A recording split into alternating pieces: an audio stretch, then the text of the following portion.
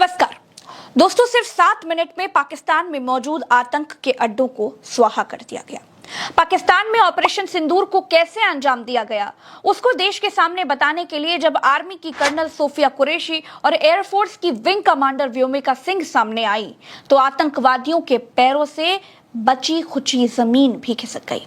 पहली बार आतंकियों को और आतंकी परस्त पाकिस्तान को एक चुटकी सिंदूर की कीमत समझ में आई है।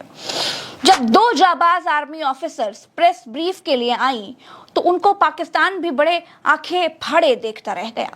भारत की हथियारबंद महिला शक्ति ही आतंकियों पर भारी है।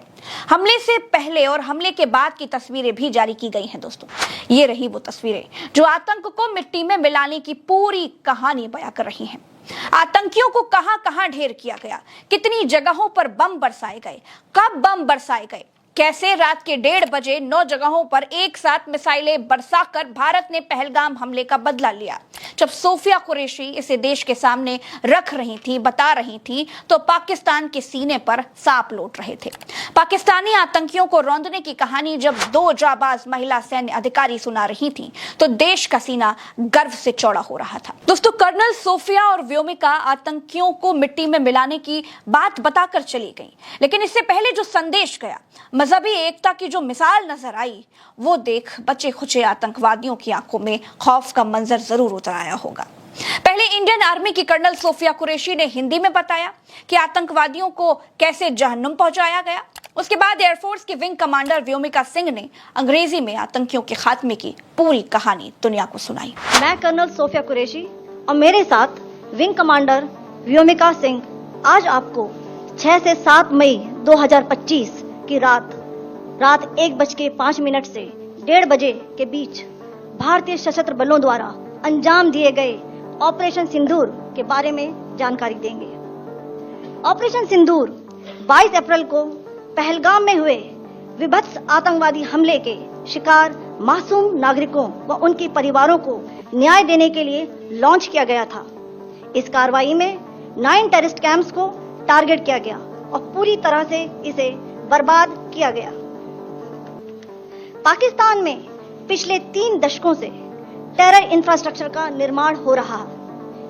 इसमें recruitment, indoctrination centres, training areas व लॉन्च पैड शामिल थे, जो पाकिस्तान और पाक अधिकृत जम्मू कश्मीर POJK दोनों में फैले हैं। Operation Sindoor was launched by Indian Armed Forces to deliver justice to the victims of Pahalgam terror attack and their families. 9 terrorist camps were targeted and successfully destroyed.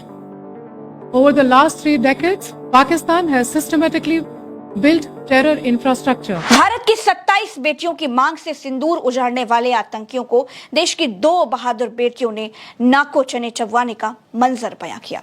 आतंकियों में जब बम बरस रहे थे तो हालात ये थे कि अजहर मसूद को पूरे पाकिस्तान में छिपने की कोई जगह नहीं मिल रही थी। अजहर मसूद ऑपरेशन सिंदूर के बाद बोला कि काश मैं भी मर जाता।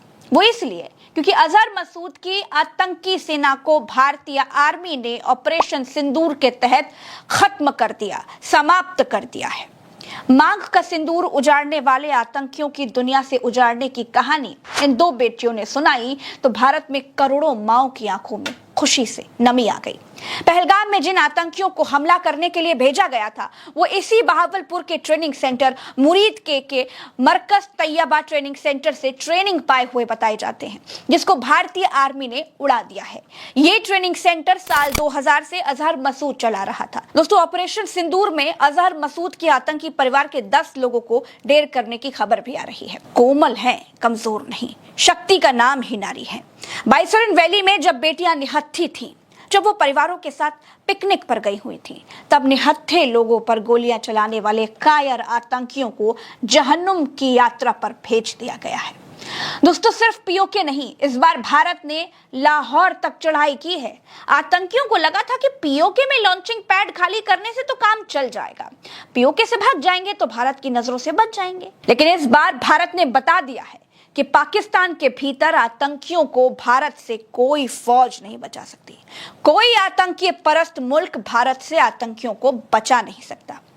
दोस्तों, देश के इतिहास में पहली बार प्रेस कॉन्फ्रेंस में आर्मी की कर्नल सोफिया कुरैशी और एयरफोर्स की विंग कमांडर व्योमिका सिंह ने ऑपरेशन के बारे में जानकारी दी है। यह भी कायर आतंकियों को भारत का जवाब है। एक चुटकी सिंदूर की कीमत आतंकियों को समझा दी गई है। पाकिस्तान में आतंकी ठिकानों पर एयर स्ट्राइक के करीब 9 घंटे बाद सरकार, सेना और एयरफोर्स के अफसरों ने घटना की जानकारी दी। सुबह 10:30 बजे मीडिया ब्रीफिंग से पहले एयर स्ट्राइक का 2 मिनट का वीडियो प्ले किया गया। इसमें बताया गया कि मंगलवार रात 1:04 बजे से 1:11 बजे के बीच 7 मिनट में 9 टारगेट तबाह किए गए। हालांकि ऑपरेशन पूरा होने में कुल 25 मिनट का समय लगा। कर्नल सोफिया कुरैशी ने कहा, मंगलवार बुधवार की रात 1:05 से 1:30 बजे के बीच ऑपरेशन हुआ।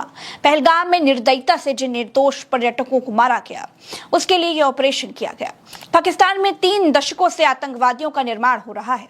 हमले के बाद भी यह सामने आया है। हमने पाकिस्तान और पीओके में 9 टारगेट चुने थे और स्ट्राइक में उन्हें तबाह कर दिया गया। इन जगहों पर लॉन्च पैड, ट्रेनिंग सेंटर्स को टारगेट किया गया। हमने विश्वसनीय सूचनाओं और इंटेलिजेंस के आधार पर इन लक्ष्यों को चुना। ऑपरेशन के दौरान हमने निश्चित किया कि बेगुनाह लोगों को और सिविलियन इंफ्रास्ट्रक्चर को नुकसान न पहुंचे। पीओके में सबसे पहले टारगेट सवाई नाला मुजफ्फराबाद में था। यह लश्कर का ट्रेनिंग सेंटर था। सोनमर्ग, गुलमर्ग और पहलगाम हमले के आतंकियों ने यही ट्रेनिंग ली। मुजफ्फराबाद के ही सैयदना बिलाल कैंप में आतंकियों को हथियार, विस्फोटक और जंगल सर्वाइवल की ट्रेनिंग दी जाती है। गुरपुर के कोटली में लश्कर का कैंप था। यहां पुंछ में 2023 में श्रद्धालुओं पर हुए हमले के आतंकी ट्रेंड हुए थे। पाकिस्तान में हमारा पहला टारगेट सियालकोट का सर्जिकल कैंप था। मार्च 2025 में पुलिस जवानों की हत्या करने वाले आतंकवादियों को यहीं पर ट्रेन किया गया था। सियालकोट के महमूमा जाया कैंप में हिजबुल का बहुत बड़ा कैंप था। यह कठुआ में आतंकवाद का नियंत्रण केंद्र था। पठानकोट हमला यहीं प्लान किया गया। मरकज तैयबा मुरीद के में टेररिस्ट कैंप है। अजमल कसाब और डेविड कोलमैन हेडली यहीं ट्रेन हुए थे। मरकज सुभान अल्लाह भावलपुर जैश का हेडक्वार्टर था। यहाँ आतंकवादियों का रिक्रूटमेंट होता था, उन्हें ट्रेनिंग दी जाती थी। जैश के बड़े अफसर यहाँ आते थे। किसी तरह की नागरिक क्षति की रिपोर्ट नहीं है। हमने रिहायशी इलाकों को निशाना नहीं बनाया है, ऐसा सोफिया कुरैशी और व्योमिका सिंह बता करके गई हैं। फिलहाल के लिए इतना ही। चैनल को सब्सक्राइब कीजिएगा, वीडियो को शेयर कीजिएगा, ताकि बिना किसी मुश्किल के सारे वीडियोस बड़े निष्पक्ष तरीके से हमारे आप तक पहुंचते रहें। नमस्कार, जय हिंद।